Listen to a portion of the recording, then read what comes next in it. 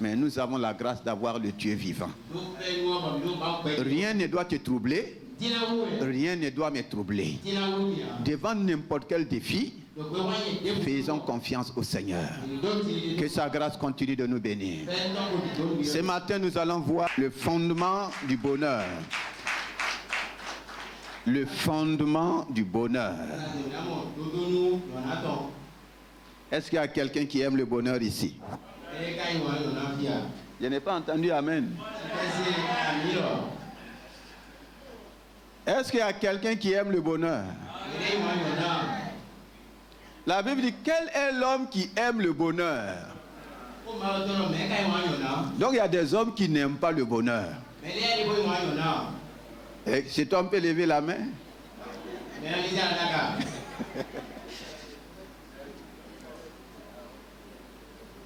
Y a-t-il un homme qui n'aime pas le bonheur? Ah, il n'est pas ici. Alléluia. Amen. Donc chacun est là pour le bonheur. Dis à ton voisin, le bonheur c'est pour toi. Il y a une autre personne, le bonheur c'est pour moi. Dieu nous a créés pour le bonheur. Et il a tout fait pour notre bonheur. Alléluia. Dans le psaume 25, le verset 12.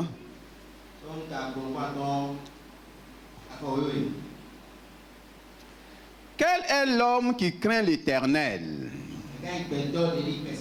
L'Éternel lui montre la voie qu'il doit choisir. Alléluia. Donc, nous parlons du fondement du bonheur. Et le Seigneur me pose cette question. Quel est l'homme qui craint l'Éternel? L'Éternel lui montre la voie qu'il doit choisir. Donc la crainte de l'Éternel permet à Dieu de me montrer les voies. Toutes les voies qui conduisent au bonheur. La crainte de l'Éternel dans ma vie permet à l'Éternel de me conduire dans ses voies. Et comme David l'a dit, il nous conduit sur des chemins paisibles pour nous faire voir sa grâce et le bonheur tous les jours de notre vie. La crainte de l'Éternel te montre, te permet de choisir. C'est pour dire, quand tu crains l'Éternel, c'est l'Éternel qui est ton choix. C'est lui qui choisit les choses pour toi. Tu ne choisis pas les choses au hasard. Et quand c'est lui qui choisit pour moi, il dit qu'il fait toutes choses à merveille. Donc c'est important pour toi et pour moi de développer la crainte de l'Éternel dans notre vie. Et le psaume 34 dit, l'homme qui craint l'Éternel, il trouve dans son cœur des chemins déjà tracés. Si tu as la crainte de l'Éternel dans ton cœur est une zone lotie. Ton cœur n'est pas comme une zone non lotie. Ce n'est pas comme une zone non recasiée. Alléluia, tu es là, non? Entre les zones recasiées et les zones non recasiées, où tu préfères vivre. Dis, quand tu as la crainte de Dieu dans ton cœur, tu trouves dans ton cœur. Est-ce que quelqu'un a un cœur ici? Dans ton cœur là, Dieu a déjà tracé toutes choses. Tout est déjà tracé. Tu ne vis pas dans la confusion. Tu ne vis pas dans le désordre. Tout est tracé. Il dit que tu trouves dans ton cœur des chemins qui sont déjà tracés. Alléluia. Même dans le cœur de Dieu, dans le cœur de l'homme, il y a ce qu'on appelle le recasement. Tout est tracé. Les choses ne sont pas en désordre. Et quand tout est tracé et ordonné, Bonjour au bonheur. Est-ce que tu es là ce matin? Est-ce que ton cœur est dans la confusion? Le Seigneur veut parler de ceux qui ne savent que faire, où aller. Il y a une confusion dans leur cœur. Ils ne savent pas quel chemin prendre. Aujourd'hui, ils prennent cette direction. Ça ne marche pas. Demain, c'est une autre direction. Ça ne marche pas. Après, demain, c'est une autre direction. Ils tournent en rond. Développe la crainte de Dieu dans ton cœur. Il va tracer les choses pour toi. Et quand lui il trace, quels que soient les défis, il a même pu tracer un chemin dans la mer Rouge. Alléluia. Il a tracé un chemin dans le désert, là où c'est difficile de tracer un chemin. S'il y a la crainte de Dieu dans mon cœur, je trouve des chemins déjà tracés. Tracés pour ta destinée, tracés pour ton avenir, tracés pour ton mariage, tracés pour ta promotion. Tous les chemins sont déjà tracés. Et un pays où les chemins ne sont pas tracés, la marche est difficile. Le trafic est difficile. C'est pourquoi les gens mettent l'accent sur les chemins. Le fondement de la crainte, le fondement du bonheur, c'est la crainte de l'Éternel. Quel est l'homme qui craint l'Éternel? Proverbe 8, verset 13 dit: la crainte de l'Éternel, c'est la haine du mal. Pour que ton cœur soit recasillé, pour que les chemins soient bien tracés,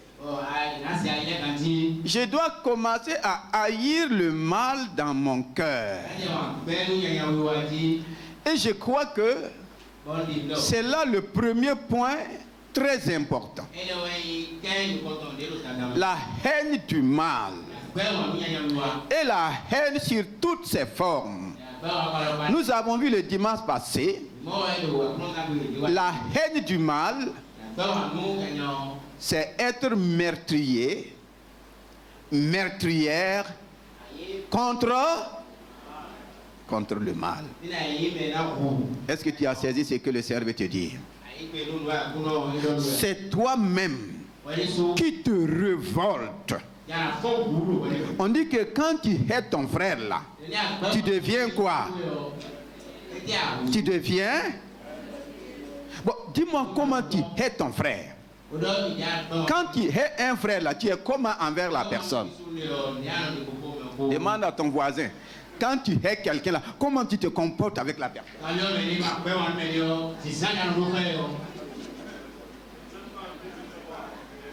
Tu sais bien. Dis-lui qu'il sait. Qui n'a jamais développé une haine contre quelqu'un? Dis-moi comment tu te comportes envers la personne. J'ai déjà vu quelqu'un, à cause de la haine là, il a mordu l'oreille de son prochain jusqu'à... Le sang a coulé. La haine peut te conduire à tout. Mais pourquoi une telle haine? Parce que la personne a dû te faire quoi? Du mal. Et tu es en haine contre la personne. Maintenant, le mal que l'ennemi a envoyé en toi, si toi-même tu ne développes pas la haine contre ce mal, si tu n'as pas la haine contre le mal qui est en toi, le péché qui est un mal en toi et en moi, si tu ne développes pas la haine, tant que tu développes la haine contre quelque chose, tu ne veux plus voir là. Est-ce que tu veux voir la chose encore? Quand tu vois la chose de l'autre côté, tu fais quoi? À mort, tu changes de chemin. Donc à partir d'aujourd'hui là, tu vas changer de chemin.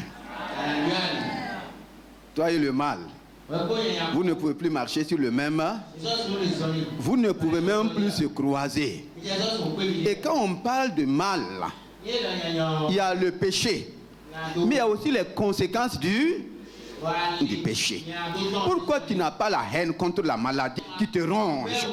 Pourquoi tu n'as pas la haine? Il y en a qui soignent leur maladie. Oui.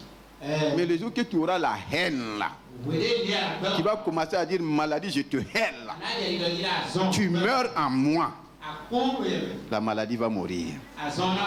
Le péché qui te détruit là. Le jour que tu auras la haine là. Comme cet homme qui a eu la haine de l'alcool. La haine de la cigarette qui a dit à partir de maintenant là. On ne peut plus marcher ensemble. Ça n'a pas changé. Donc la crainte de Dieu, c'est la haine du mal. Il faut que nous acceptons cela. Le mal qui sévit dans ta maison, là, il faut que tu développes la haine contre ce mal.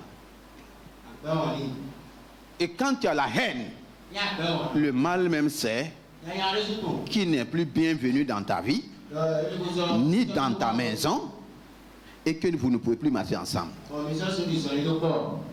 Commençons à haïr les choses que Dieu hait. Si nous n'avons pas de haine contre les choses que Dieu hait, la haine de Dieu va se tourner contre qui? Contre nous.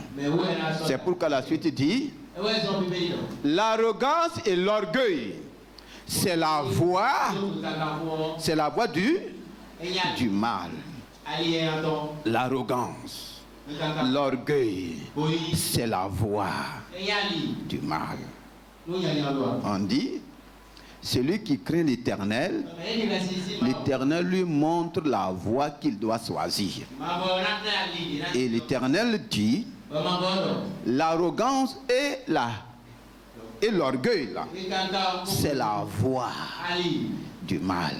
Donc si je suis dans l'orgueil et dans l'arrogance, je ne suis pas en train de suivre la voie de l'Éternel.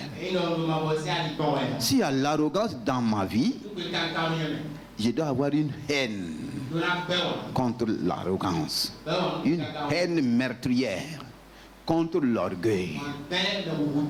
Sinon, c'est la haine de l'Éternel qui sera sur moi. C'est pourquoi Proverbe 6 dit, il y a 6 choses que l'Éternel hait, et même 7 qu'il a en horreur. Qui peut me citer les 6 choses? Proverbe 6, verset 16. La première chose, c'est quoi? Les yeux hautains. Les yeux hautains. Les yeux hautains. Les yeux hautains. Donc, la crainte de Dieu va commencer de la tête jusqu'aux pieds. Il dit, quand tes yeux sont hautains. Donnez-moi la définition des yeux hautains.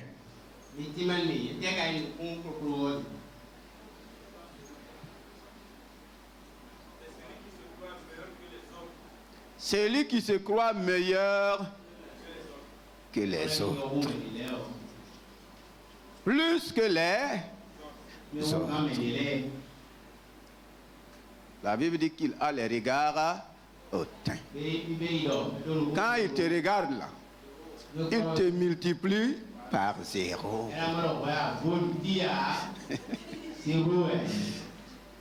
De ta tête jusqu'à tes pieds, tu es 0.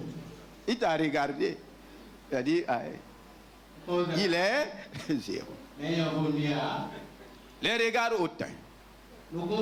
Deuxième point, c'est quoi? La langue menteuse. La langue menteuse. Wow. Il y a une langue qui s'appelle quoi? Quel est le nom de ta langue? Quel est le nom que tu as donné à ta langue? Demande à ton voisin, à ta voisine, quelle est la marque de ta langue?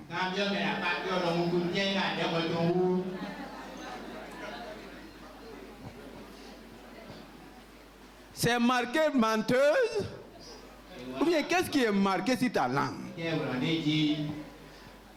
Vous allez commencer à voir les marques des organes que nous avons. Il y a des yeux qui ont la marque de quoi? Hautain. Il y a des langues qui ont pour marque quoi? Hey. Langue menteuse. Avec cette marque-là, quand elle s'exprime, du début jusqu'à la fin, c'est quoi? Et comment Dieu va appeler une telle langue? Une telle personne est appelée quoi? Fils du menteur. Troisième point. Les mains qui répandent le sang innocent. Les mains qui répandent. Quelles sont les marques de ta main? Qu'est-ce qui est marqué sur tes mains? Criminel? Assassin? Non. Dieu est en train de montrer ce qui est sur nos membres. Les yeux, la langue, les mains. Comment Dieu regarde tes mains? Nous allons prendre des points d'application et vous allez comprendre ce que le Seigneur est en train de nous enseigner. Quatrième point, c'est quoi? Le cœur qui médite des projets uniques. Le cœur qui médite des projets uniques. Voici un concepteur de projet.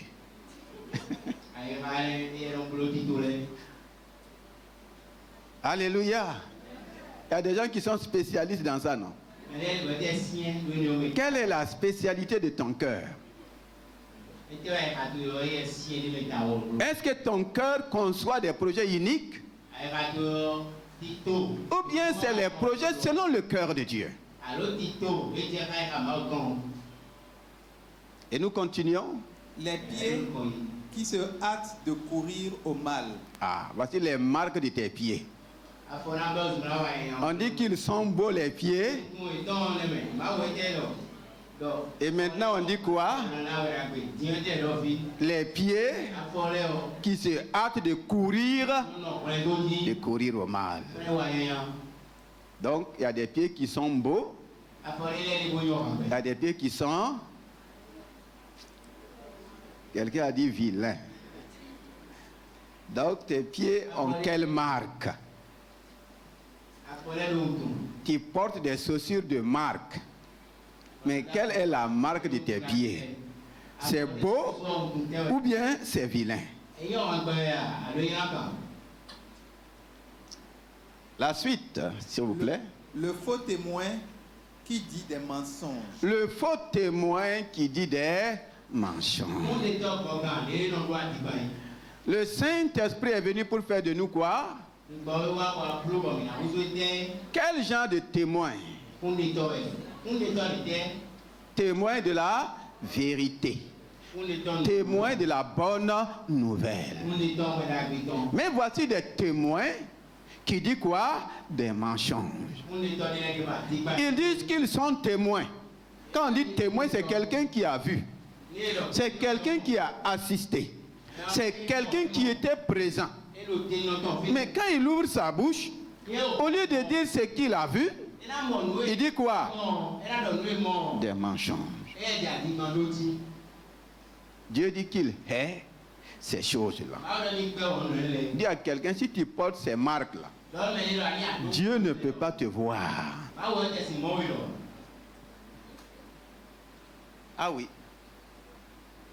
Si j'ai ces marques dans ma vie, Dieu ne peut pas me voir. Oui?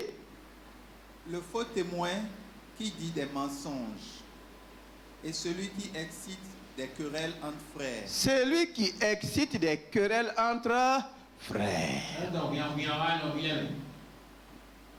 Est-ce que ces choses-là sont au milieu de nous? Ça ne reflète pas la crainte de Dieu. Et s'il y a ces choses, ce sont effectivement ces choses qui priment, qui minent, qui empêchent la manifestation du bonheur dans notre vie. La manifestation du bonheur dans le foyer, dans le service. Là où tu es, s'il y a ces choses-là, soyez sûr qu'il y aura des luttes. Par rapport à la haine du mal, nous allons voir dans Exode 1 pourquoi le Seigneur dit que la crainte de Dieu c'est la haine du mal et quels sont les bénéfices que nous pouvons en tirer. Dans Exode 1, le verset 15 à 21.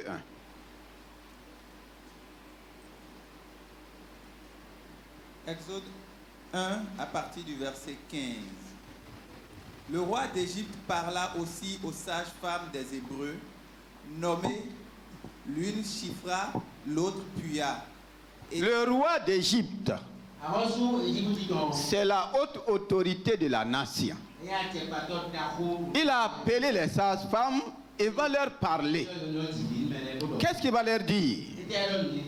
Il leur dit, quand vous accoucherez les femmes des Hébreux et que vous les verrez sur les sièges, si c'est un garçon, faites-le mourir. Faites-le mourir. Voici ce que le roi a ordonné. Et on dit à des sages-femmes. On dit que la parole du roi est... C'est ça, non? La parole du roi est puissante. Le roi a ordonné la mort des garçons. Et il a dit aux sages-femmes, quand c'est un mâle, faites-le mourir. Si elles ne font pas mourir, peut-être c'est elles qui vont. Nous continuons. Si c'est une fille, laissez-la vivre. Mais les sages-femmes craignirent Dieu. Les sages-femmes craignirent Dieu. Voici, on leur demande de faire le et qui les demande de faire le mal? Le roi lui-même, la plus haute autorité. Et nous vivons ces réalités aujourd'hui. Dans les services, dans les affaires, à tous les niveaux. La plus haute autorité peut te demander de faire quelque chose. Toi-même, tu sais que la chose là, c'est mal. C'est pour faire le mal. Mais on va t'imposer de faire quoi? Le mal. Si la crainte de Dieu n'est pas en toi, qu'est-ce que tu vas dire? Comment tu vas faire? Bon, comme c'est le patron là, si je ne fais pas, je vais perdre mon travail. Si je ne fais pas, je vais perdre ma place. Et c'est vrai. Et c'est vrai, c'est pas faux. Tu peux perdre ta place. Tu peux perdre ton travail. Tu peux perdre tes intérêts. Qu'est-ce qu'il te faut ici pour te sauver d'affaires? Et même les chrétiens ne sont pas exclus. Vous allez voir ce que la crainte de Dieu va faire dans nos vies. Ce n'est pas en vain. Devant ce dilemme-là, qu'est-ce qu'il faut? La Bible dit que ces femmes-là craignèrent Dieu. Quand la crainte de Dieu est dans votre cœur, quand je suis un homme, une femme qui craint Dieu, devant de tels défis, la crainte de Dieu va manifester quoi? La sagesse de Dieu. Le même livre de Proverbes dit, le commencement de la sagesse là, c'est quoi? Le commencement de la sagesse, quand j'ai la crainte de Dieu, je commence à être quoi? Sage. Et devant de tels défis, ce n'est pas non qui va te sauver. Ce n'est pas dire à ton patron de façon effrontée, non, moi je suis chrétien, hein? Un chrétien ne fait pas ça. Hein? Et le même jour, on dit, bon, comme un chrétien ne fait pas ça, un chrétien aussi ne travaille pas ici. Ou bien, elle savait que c'était mal. Mais la Bible dit en elle, il y avait la crainte. Et la crainte de Dieu va te donner la sagesse propice pour ne pas détruire et pour ne pas aussi perdre ton travail. Est-ce que vous savez ce que vaut la crainte de Dieu? Quand on dit que la crainte de Dieu, c'est le bonheur là. Voici ce que la crainte de Dieu fait. Elles font face à un dilemme. Dans les affaires, tu fais face à un dilemme. Au service devant les supérieurs hiérarchiques, tu fais face à un dilemme. Ça peut même être le président de la République. Comment tu fais? S'il y a la crainte, si tu dis Seigneur, ta crainte à moi, je sais que c'est mal, mais devant l'autorité, je ne sais pas que faire. Qu'est-ce qu'il faut? Qu'est-ce qu'il faut faire? Les sages-femmes craignèrent Dieu. Et quand il y a la crainte de Dieu, Dieu te donnera la solution. Dieu me donnera toujours la solution. Mon mari n'est pas converti. Ma femme n'est pas convertie. Face à un dilemme, qu'est-ce qu'il faut? Il faut la crainte de Dieu. Et là où il y a la crainte de Dieu, la sagesse de Dieu ne peut pas manquer de se manifester. Elles n'ont pas dit non au roi. Elles ont écouté le roi de façon respectueuse.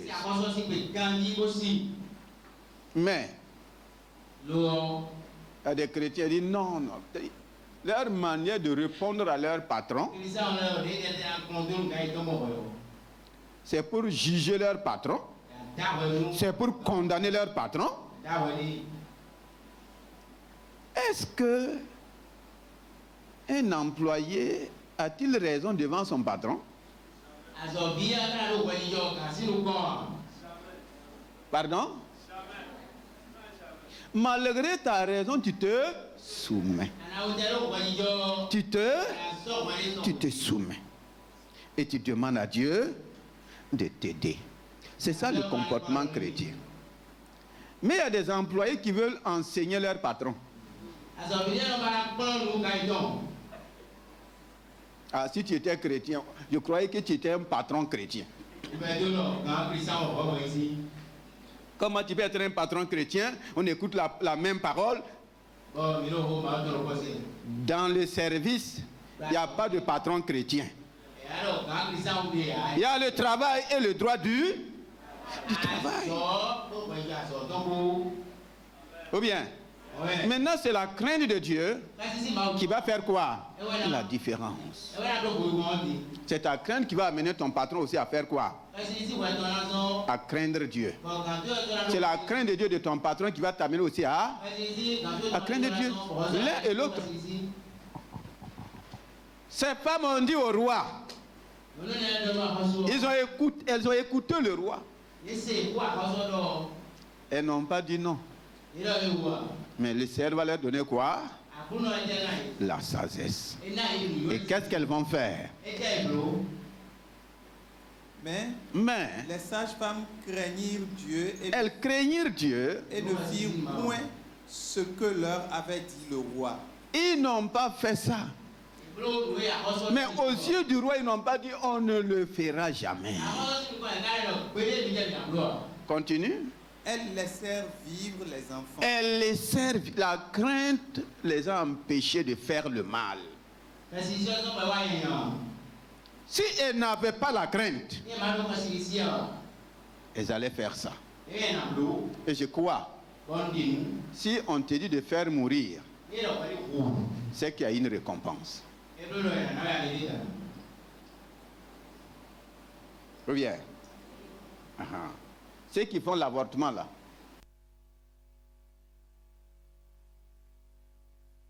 De récompense. Vous allez voir un médecin qui va s'engager à faire un avortement sans récompense. Elles ont refusé toute récompense. Elles ont dit, on ne va pas faire mourir les garçons. Et elles savaient aussi, si elles ne le font pas, ce qui allait arriver. Et le roi va leur demander. Le roi d'Égypte appela les sages-femmes et leur dit, pourquoi avez-vous agi ainsi? Pourquoi, si un roi t'appelle et te demande pourquoi tu as agi ainsi, si Dieu ne t'aide pas, ce qui va suivre là,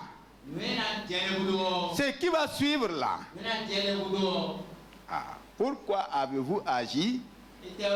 Donc, moi je n'étais pas là-bas, mais c'était dans une colère. Pourquoi avez-vous agi ainsi? Et avez-vous laissé vivre les enfants? Donc ils ont désobéi à la parole du roi. Mais connaissant le roi tel que Pharaon, c'est un roi dont on ne défie pas quoi? C'est un roi dont on ne défie pas sa parole. Ces militaires le savent. Ce n'est pas les sages-femmes. Tu défies, tu es pendu, tu es livré à mort. Ouais. Oui? Les sages-femmes répondirent à Pharaon, c'est que les femmes des Hébreux ne sont pas comme les Égyptiennes. Elles sont vigoureuses et elles accouchent avant l'arrivée de la sage-femme. Qui les a donné cette sagesse? Les femmes égyptiennes. Quand une sœur est en état, voici des paroles que vous devrez prendre. Les femmes égyptiennes, les femmes en Christ ne sont pas comme les femmes dans le... Elles ne doivent pas subir les mêmes choses que les femmes du... Dieu a déjà fait la différence. Et les sages-femmes ont reconnu cela. Et dites que les femmes israélites ne sont pas comme les femmes égyptiennes. Elles sont plus vigoureuses. Donc elles accouchent même avant l'arrivée. Quelle est cette femme qui va accoucher son bébé avant l'arrivée de la sage-femme? Quelle est cette sage-femme-là qui va aller prendre le bébé d'une femme pour faire mourir? Il y a cette femme-là ici. Même si on te disait que tu n'as pas de... Même si tu viens d'accoucher là, tu vas oublier la douleur de l'accouchement.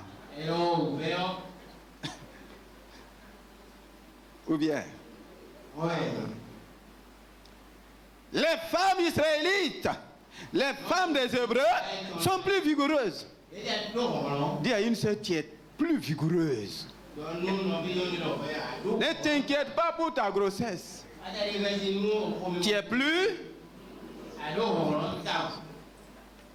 Et tu accouches avant l'arrivée. Qu'est-ce que cela veut dire? Dites-moi, qu'est-ce que cela veut dire? Dites-moi, qu'est-ce que cela veut dire? C'est des révélations que vous ne saisissez pas facilement. Si tu accouches avant l'arrivée de la sage-femme, ça veut dire quoi? Tu accouches sans césarienne? Ou bien vous aimez ça? Non. C'est le partage des bien-aimés dans le Seigneur. À cause de cela, nous continuons. On va terminer. Dieu fit du bien aux sages. Dieu fit du bien à qui? Et le peuple multiplia et devint très nombreux. Le verset suivant. Parce que les sages-femmes... Parce que la crainte de Dieu. Que chacun lit dans sa Bible. Parce que les sages-femmes avaient... Le verset 21. Parce que les sages-femmes avaient eu la crainte de Dieu. Dieu fit prospérer leur maison. Dieu fit prospérer quoi? Leur maison. Leur maison. Ils ont eu la crainte de Dieu. Elles, du moins, elles ont refusé de faire le mal. Et qu'est-ce que Dieu va faire? Dieu va faire prospérer. Demande à ton voisin, à ta voisine, qu'est-ce qui empêche la prospérité de ta maison?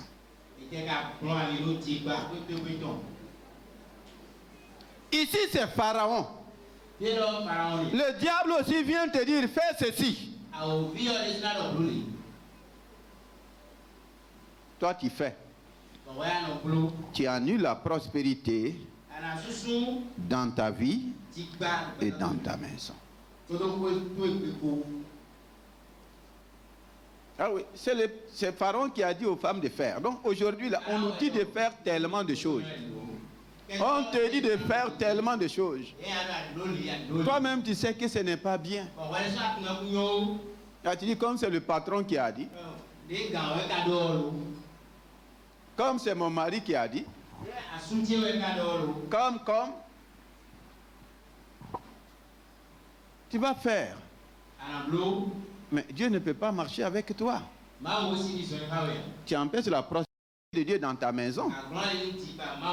Et quand on parle de prospérité, ce n'est pas seulement dans le domaine financier, c'est dans tous les domaines.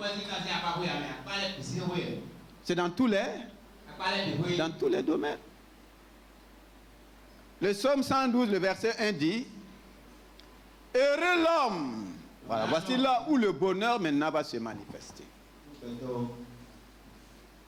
Heureux l'homme qui craint l'Éternel. Psaume 112. Psaume 112, verset 1. Heureux l'homme qui craint l'Éternel, oui, qui trouve un grand plaisir à ses commandements. Très bien. Sa postérité sera puissante sur la terre. Sa postérité sera puissante sur la... Donc Dieu promet une postérité à l'homme qui craint. Dieu promet une postérité à la femme qui craint. Tu ne peux pas craindre l'Éternel et rester stérile. Ce n'est pas possible. Alléluia. Tu ne peux pas craindre l'Éternel et rester.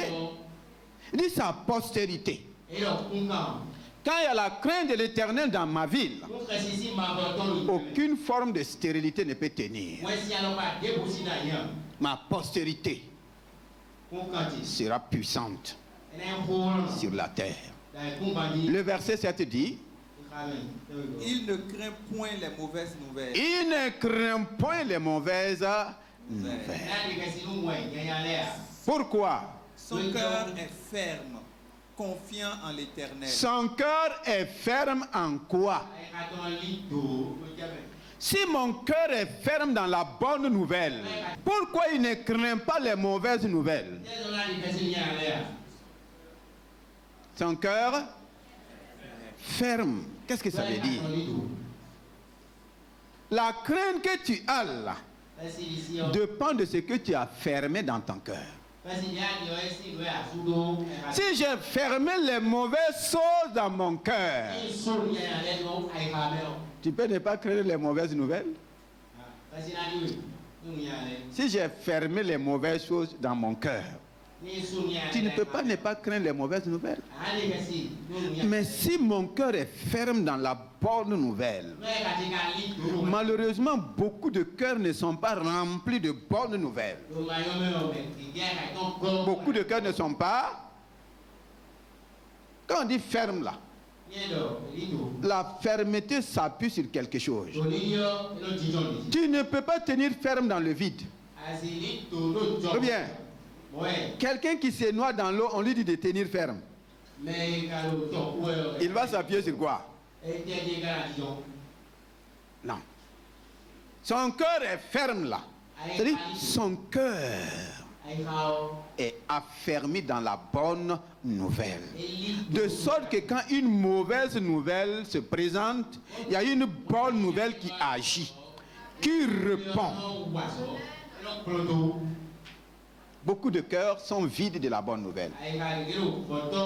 Quand ils entendent une mauvaise nouvelle, ils vont agir négativement. Ça ne ressemble pas à un homme qui craint l'Éternel. Alléluia. Heureux l'homme qui craint l'Éternel. Sa postérité sera puissante sur la terre. Il ne craint pas les mauvaises nouvelles. Les réseaux sont remplis de mauvaises nouvelles. Les médias sont remplis de mauvaises nouvelles. Ce qui fait que les gens tremblent. Ces réseaux-là sont travaillés à dessein. Quand il y a les mauvaises nouvelles, tu ne peux pas rester ferme. C'est pourquoi les gens courent. Il y a trop de mouvements. Le psaume 128, le verset 1 et le verset 4. Le psaume 128, les versets 1 et les versets 4. Heureux tout homme qui craint l'Éternel, qui marche dans ses voies. C'est ainsi qu'est béni l'homme qui craint l'Éternel. Voici comment est béni l'homme qui craint l'Éternel. Donc tu vas commencer maintenant à voir les marques de bénédiction de l'homme ou de la femme qui craint. Voici comment. Dieu dit, voici comment. Si ces choses ne sont pas dans ma vie, je dois commencer à travailler la crainte de Dieu dans ma vie. Voici comment. Dis-nous comment est béni l'homme qui craint l'Éternel. Tu jouis alors du travail de terre. Qui jouit alors du travail de terre. Il y a quelqu'un qui travaille ici? Si tu travailles, lève la main. Wow. Lève bien la main. Je veux bien voir ta main. Je veux bien voir s'il y a la marque de jouissance. Sinon, s'il y a les rides là, s'il y a des plaies noires là.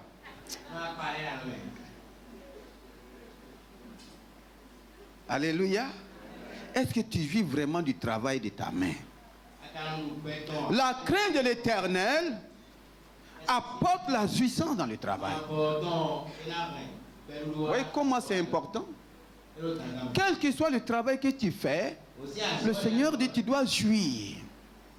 Le travail de tes mains là, ce n'est pas pour résoudre seulement des problèmes. Il y a des gens qui travaillent seulement pour résoudre des problèmes. Leur famille n'est pas dans la réjouissance. Leurs enfants ne sont pas réjouissants. La réjouissance manque. C'est pas dit, il doit jouir du travail de ses mains. Alléluia. Parce que ses mains ne courent pas pour répandre le sang innocent. C'est tout ce qu'il y a comme bénédiction. Il y en a encore? Oui. Ah. Tu es heureux. Tu es heureux. Tu prospères. Tu fais quoi? Tu prospères. Tu prospères. Forcé, tu prospères. Que le diable veut, que le diable ne veut pas, tu prospères. Partout, tu prospères. C'est ce qui a été avec Joseph. La force de ce jeune homme, c'était la crainte de Dieu. La Bible dit que parmi les enfants de Jacob, Joseph craignait Dieu. Et il rapportait les mauvais propos de ses frères. À cause de cela, ils l'ont haï. Quelle que soit la haine, même la haine meurtrière de ta famille, de tes frères contre toi, ici là, ce n'est pas sorcellerie invisible. Hein? Ici là, c'était quoi? C'était quel degré de sorcellerie? Sorcellerie, ils l'ont enterré vivant. Est-ce que la sorcellerie de ta famille là est comme ça? Ils l'ont enterré vivant. Mais la crainte de Dieu en toi. Bien-aimé, si tu veux voir la gloire de Dieu dans ta vie, la crainte de Dieu dans ma ville ne peut pas me laisser dans un trou, ni dans la mer, ni en aucun lieu où l'ennemi veut m'enfoncer. Le secret de Joseph, c'était la crainte de Dieu. À cause de cette crainte-là, quel que soit là où on va te mettre, Dieu va te faire sortir. Ils l'ont vendu comme esclave. Arrivé dans la cour de Potiphar, la Bible dit l'Éternel fut avec Joseph. L'homme qui craint l'Éternel, l'Éternel sera toujours avec lui. L'Éternel sera partout avec lui. Et l'Éternel le fera sortir de toutes les situations. On l'a vendu comme esclave. Et c'est dans l'esclavage qu'il va commencer à voir quoi, la prospérité de Dieu. Ce qui montre qu'il craignait Dieu. Même dans la maison de son patron. La femme de son patron a vu quoi? Qu'il était beau. Et la femme de son patron va lui faire la cour. Et la Bible dit qu'elle est passée par tous les moyens. Mais comme Joseph craignait Dieu,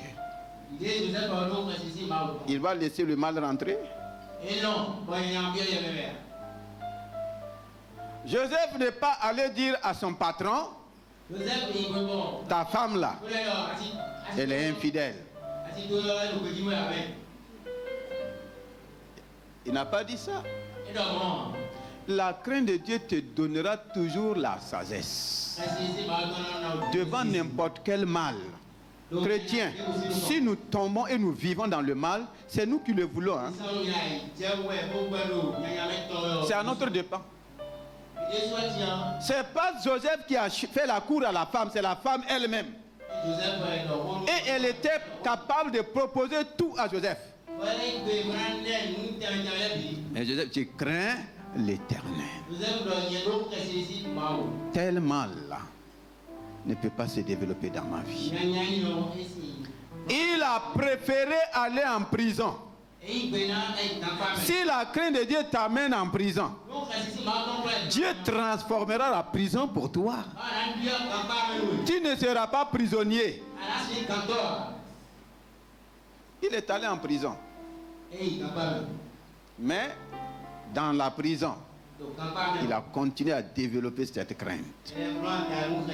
Vous voyez le bonheur de la crainte de Dieu? Ses frères qui l'ont vendu là, dans la colère, dans la haine, vont revenir selon la prophétie et selon le rêve. Pourquoi nos rêves ne se réalisent pas? Pourquoi nos prophéties ne se réalisent pas? On a des milliers de prophéties, mais sans aucune crainte. On a des milliers de rêves, mais sans aucune crainte. C'est pas possible. Il y a des lois spirituelles. C'est bien de rêver. Et surtout de rêver grand. Mais si tu veux voir tes grands rêves se réaliser, il faut développer la grande crainte de Dieu. C'est pour tout le monde. Je suis dedans, tu es dedans. Il n'y a pas quelqu'un ici qui n'a pas une grande destinée. Dieu n'a jamais créé un zéro. Non. Maintenant, ce qui doit déclencher la grandeur de Dieu dans notre vie, c'est là que nous piétinons la crainte de Dieu. Jeune fille, Dieu t'a promis un grand mariage, un mariage heureux. Mais où est la crainte de Dieu pour t'éloigner du mal, pour t'éloigner de l'impureté? C'est toi-même qui cherches les garçons. Comment veux-tu vivre le bonheur? C'est la même chose que les jeunes gens. Proverbe 18 dit que celui qui trouve une femme trouve quoi? Trouve-le. Celui-là, c'est qui? Celui-là, c'est qui? Dites-moi, c'est qui? Pardon? C'est l'homme qui craint Dieu, qui va trouver le bonheur avec la femme qui... Ah. Si tu ne crains pas Dieu, tu trouves une femme, le bonheur va se manifester. Il y a un verset que Salomon a dit. Vous savez, ceux qui ont parlé plus de la crainte de Dieu dans la Bible, c'est le roi David et son fils Salomon. Aujourd'hui, il ne suffit pas de parler de la crainte. Il faut la vivre. Pourquoi Salomon a eu vraiment le temps? Et c'est dans ses livres que nous trouvons plus la crainte de Dieu. Salomon a commencé avec la crainte, mais il n'a pas terminé avec la crainte de Dieu. Et un de ces versets qui m'a marqué, c'est dans Ecclésiaste 7. Il dit qu'il a trouvé plus amer que la mort. Écoutez-moi bien. Il a trouvé plus amer que la mort. Dites-moi, qu'est-ce qui est plus amer que la mort?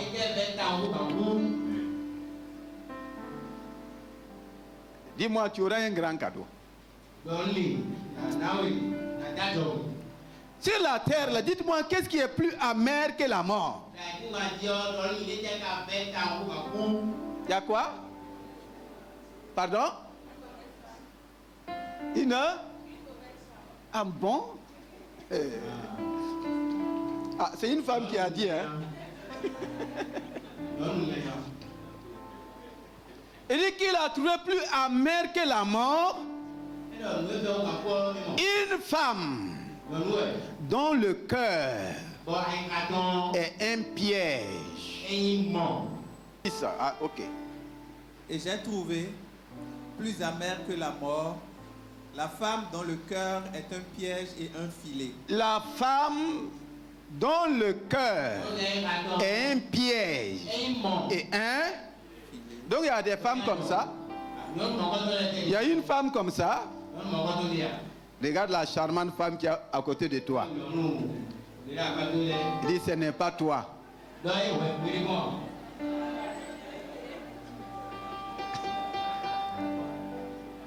Ce n'est pas mon épouse.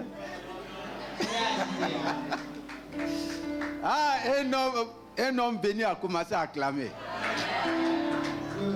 Ce n'est pas mon épouse. Cette femme-là, ce n'est pas mon épouse. Mais comment tu peux éviter une telle femme? Hey, ceux qui sont à la course pour le mariage, là. Prenez bien ce verset. Et même ceux qui sont mariés. Oui, termine-moi le verset. Et dont les mains sont des liens. Et les mains sont des liens. Le cœur est comme un piège et un filet. Les mains sont des... Ah, il dit qu'une telle femme-là est plus amère que la mort. Mais la dernière partie du verset, celui qui est agréable à Dieu, lui échappe. Lui échappe. Oh, moi j'ai échappé.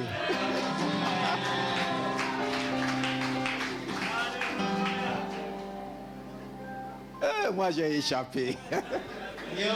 Acclame pour moi. Oh.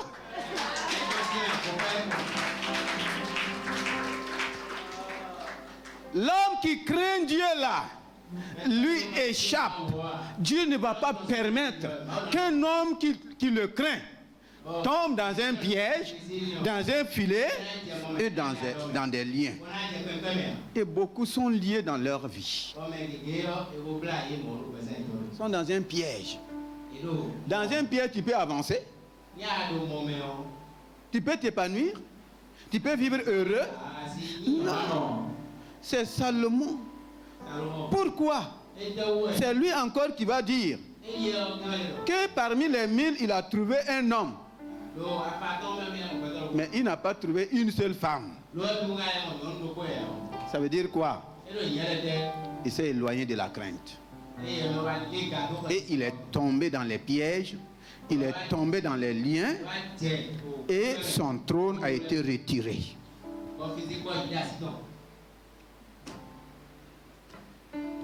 Vous voyez ce que la crainte de Dieu fait? Est-ce que nous n'allons pas prendre cela au sérieux?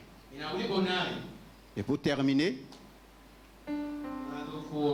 Proverbe 22, verset 4.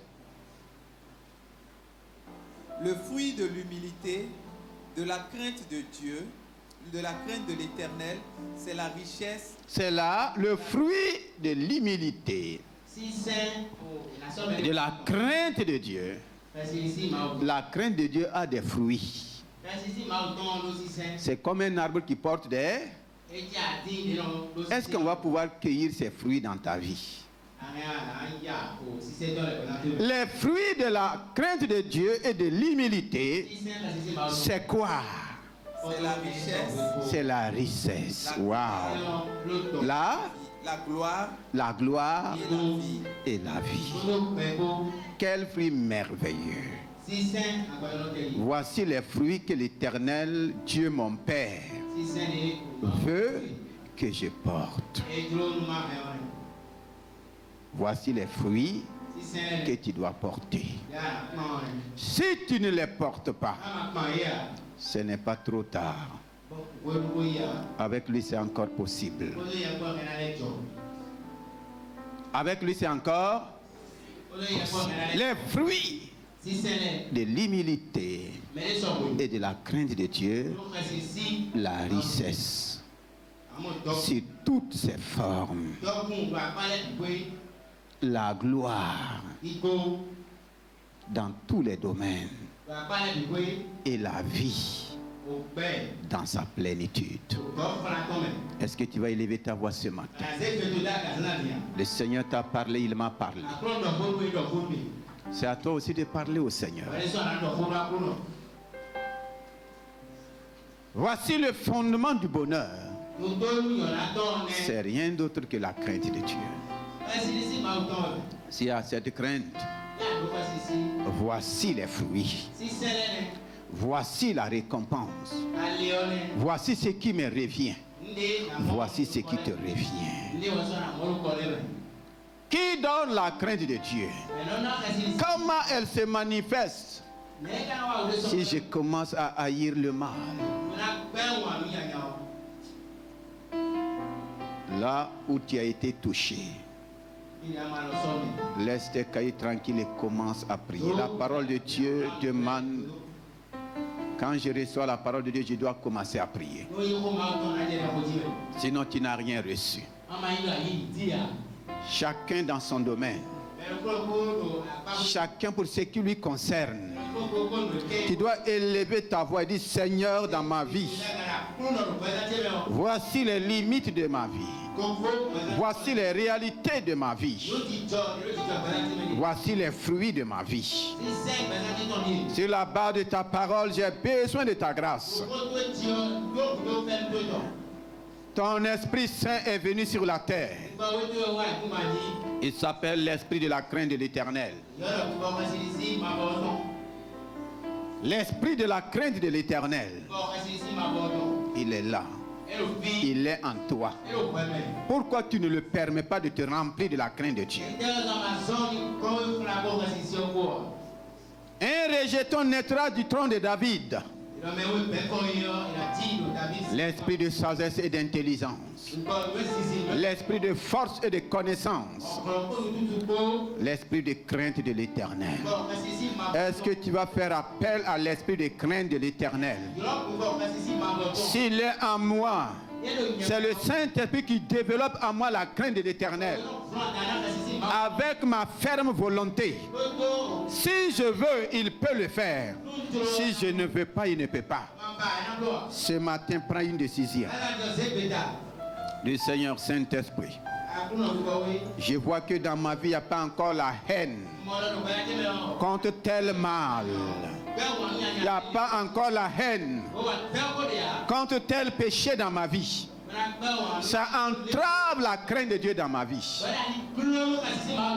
Jeune homme, jeune fille, papa, maman, responsable, élevons nos voix sérieusement. Faisons appel au Saint-Esprit. Demandons au Saint-Esprit de nous aider. Il est venu pour t'aider. Oh, que la haine du mal soit dans mon cœur, dans ma vie.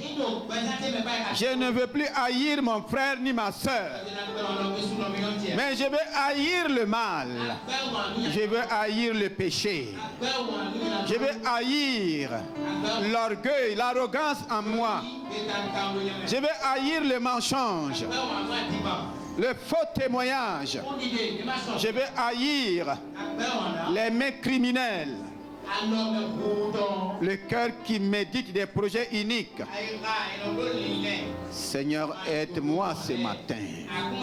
Si tu le fais sérieusement, le Saint-Esprit est en train d'opérer. Il opère dans tes yeux. Désormais, tu vas regarder les gens avec considération. Tu vas regarder les gens avec compassion. Tu vas les regarder avec amour. Que le Saint-Esprit opère tes yeux. Il y a des cataractes spirituelles dans tes yeux. Le Saint-Esprit opère mes yeux. Il y a des glucomes spirituels sur tes yeux. Saint-Esprit opère ma langue. Opère ma langue. Enlève la marque du mensonge. Ces parties-là soient opérées. Que ton sang efface toute marque satanique. Que ceux qui sont à la chambre haute commencent à prier. Commencez à demander la grâce du Saint-Esprit. Opère en moi, Seigneur. Opère le mal en moi. Et remplis-moi de ta crainte. À partir de ce jour, ton bonheur commence. Les sages-femmes avaient la crainte de Dieu. Ils ont refusé de faire le mal, bien que cela soit avec Pharaon. Dis Seigneur, par ta crainte, donne-moi la sagesse devant mes autorités. Mes autorités qui ne te connaissent pas. Mes supérieurs qui ne te connaissent pas. Donne-moi la sagesse. Je ne veux pas perdre mon travail. Je ne veux pas non plus faire le mal. Donne-moi la sagesse que tu as donnée aux sages-femmes. Elles ont parlé. Elles ont défendu leur cause. Elles n'ont pas fait le mal. Tu as conservé leur témoignage. Elles ont été récompensées. Oh, pas par Pharaon, mais par Dieu lui-même. Seigneur, je veux voir ta prospérité dans ma maison. Par ta crainte, que ma maison prospère. Que ma postérité prospère.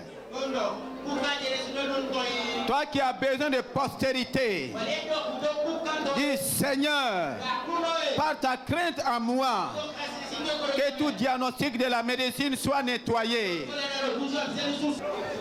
Dis Seigneur, ma vie ressemble à la vie de Joseph.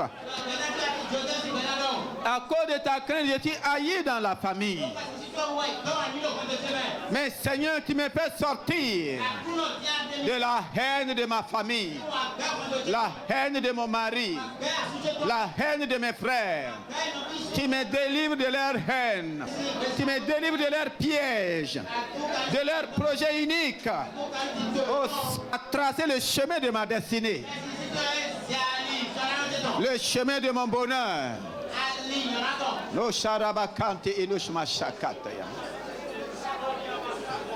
On a diagnostiqué un mal dans ton corps. Un mal dans ton corps. La crainte de Dieu, c'est la haine du mal. Tu vas dire à ce mal, tu connais le nom Tu vas dire à ce mal, je te hais. Je te hais. Et par le sang de Jésus-Christ, je te déracine de mes membres. Je te déracine de mon estomac. Ulcère maligne, cancer d'estomac, quel que soit le cancer, tu es maudite à ta racine. Ce mal est maudit dans ton corps. Pour ta main, là où tu as maladie, j'ai une haine meurtrière contre ce mal. J'ai une haine meurtrière contre cette maladie. J'ai une haine meurtrière contre le cancer, contre le diabète, contre ce diagnostic. Par le sang de Jésus-Christ, qui quitte mon corps. Tu n'as plus le droit de rester ici. Oh, mal de tête, mal dans mon cœur, je te hais. Par le sang de Jésus-Christ, je te détruis. Tu sors de mon corps. Je te déracine. Maux de dents, je te déracine. Continue de prier. Pauvreté dans ma vie, je te hais. Célibat, je te hais. Chômage, je te hais. Misère, je te hais. Orgueil, je te hais. Rancune, je te hais. Ne donne pas l'occasion à quoi que ce soit. Il n'y a pas de maladie de vieillesse. Que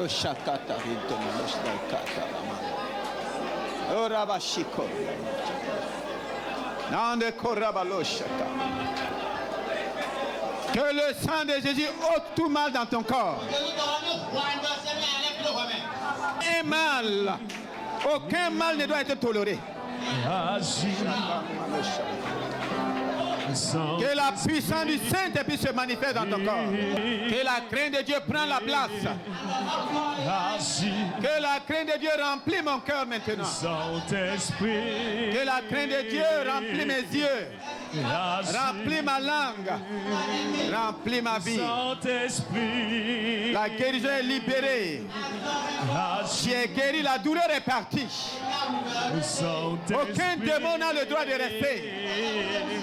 Dis au démon, je vous hais. Esprit méchant, je te hais. Mari de nuit, je te hais. Femme de nuit, je te hais. Avortement, je te hais.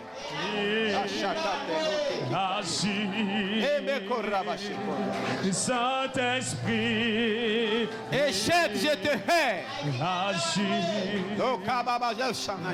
Saint-Esprit, toi qui dois passer un examen, pose ta main sur ta tête et dis: l'Esprit du Seigneur l'Éternel est sur moi. L'Esprit du Seigneur est sur moi. L'esprit de sagesse et d'intelligence, l'esprit de force, l'esprit de connaissance et de la crainte de Dieu. Que la crainte de Dieu anéantisse tout esprit d'échec. À cause de la crainte de Dieu dans ma vie, je ne peux pas échouer. À cause de l'esprit de crainte en moi, je ne peux pas échouer. L'échec n'est pas mon partage. Ma réussite est déjà garantie par le Saint-Esprit. Par le Saint-Esprit. Dis merci au Seigneur. Que la mentalité d'échec te quitte maintenant. Il faut dire: je hais l'échec. Que toute mentalité d'échec disparaisse de ma vie. Tout esprit d'échec, tout esprit d'insuccès, vous êtes vaincu au nom de Jésus-Christ.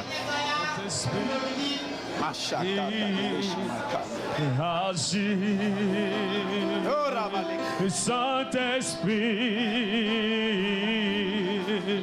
agis, Saint-Esprit, agis, Saint-Esprit. Je vois les douleurs partir. Agis. Je vois le cancer détruit. Je vois les esprits en train de partir. Il y a une fumée noire qui est en train de partir. Saint-Esprit, agis. Saint-Esprit, agis. Saint-Esprit, agis. Saint-Esprit.